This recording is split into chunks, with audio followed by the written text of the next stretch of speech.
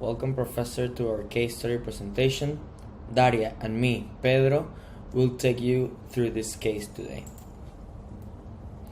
This case study focuses on the merger and acquisition deal between Bayer AG and Monsanto. The combination with the agrochemical company will make them the leading company in the sector. Bayer's interest in agriculture and crops has been strong since the beginning, having developed products of this kind since the 50s.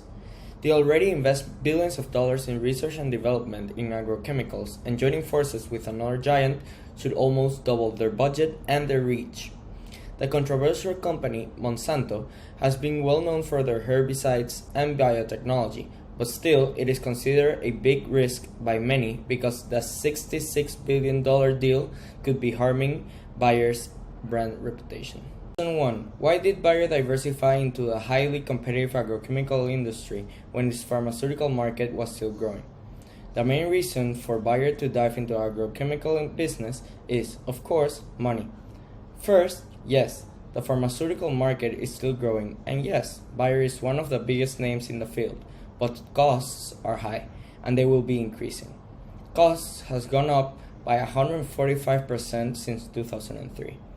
That, combined with the amount of time it takes to a drug to be available for the market, is around 12 years.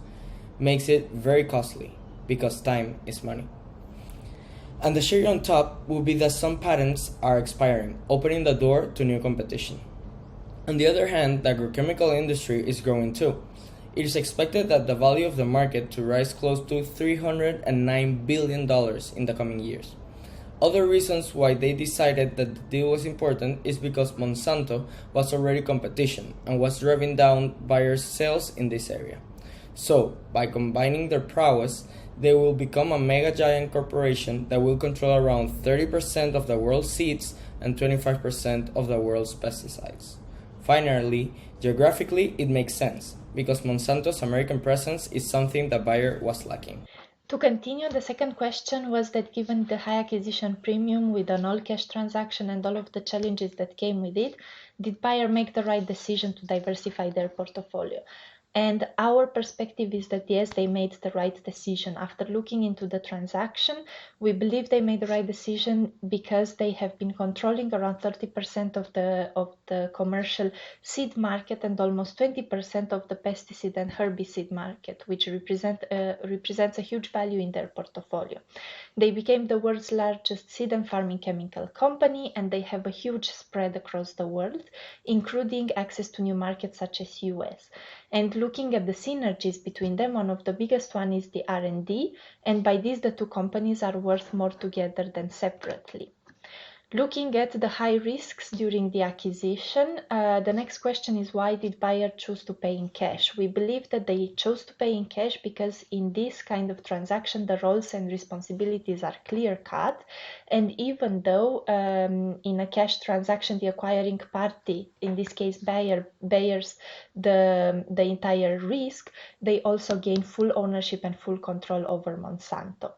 Question 4. What might be the consequences of market concentration for the agrochemical industry following the merger? What are the regulatory challenges and ethical concerns associated with an oligarch market? There are big and worrying consequences that can come from entering a concentrated market. Even before the merger, there was already an oligopoly, where 70% of the market was held by 6 companies, those being Bayer, DuPont, Syngenta, Dow Chemical, BASF, and Monsanto. Now, thanks to a merger, that number is just 5, with the new amalgamation becoming even more powerful. Having the field being divided like this can bring bad effects to the industry. First, it leads to less competition, so less need for innovation. Because of the high barriers of entry due to the oligopoly, new companies cannot really compete, meaning that the big players could relax and then stiffen the innovation process. Biodiversity could also go down, due to less seeds and options that could be hitting the market. An oligarch market can have more control of the prices. They can choose to drive the prices up, and there is not much one can do to stop it, since they are becoming the only options. Also, ethical questions have arisen about the use of agrochemicals and genetically modified products. They can harm our health and also the flora and fauna of the environment. Governments then would have more trouble regulating the industry because of the big names hold more political power than before, so they would lobby for laws that favor them. This would be the final nail in the coffin for small farmers. Lastly, looking at our recommendations for Bayer and the synergies moving forward, we believe that Bayer should firstly lose any association to the Monsanto name due to their challenges before, due to their bad reputation.